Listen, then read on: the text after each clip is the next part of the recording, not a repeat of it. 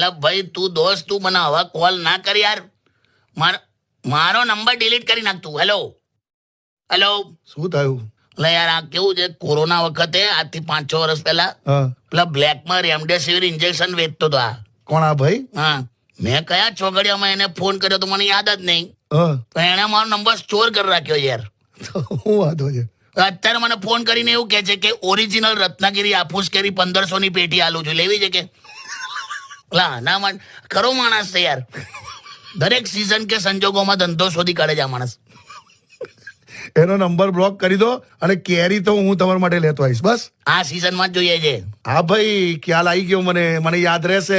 ખાલી એકવાર મને યાદ કરાવી દેજો. તારી યાદ શક્તિ નું રહેવા દે ને. કેમ? કોઈ કહે તો તને યાદ નથી રહેતું અને કઈ જાય ને એ તું ભૂલતો નહીં. એવું જ હોય દરેક નું. તું પહેણી જા ને બધું તને યાદ રહેતું થઈ જશે. જો આ પાછું એના ઉપર આવ્યું. એવું જ હોય. તું ભૂલી જઈશ ને તો ઝઘડો થશે વાઈફ સાથે. હા સારું. પુરુષ ગુસ્સામાં હોય ને ત્યારે એકાંત શોધે, સ્ત્રી ગુસ્સામાં હોય ત્યારે સીધો પતિને જ શોધે. યાર તું પહેણી જાય એટલે ખ્યાલ આવે.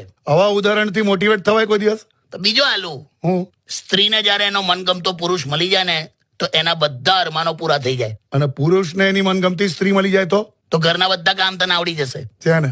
આ તો સારું જ કહેવાનું, પોઝિટિવ ના થયું. હવે જાવ ને યાર. તો પછી કેરી ભૂલતો નહીં. હા યાર, નહીં ભૂલું.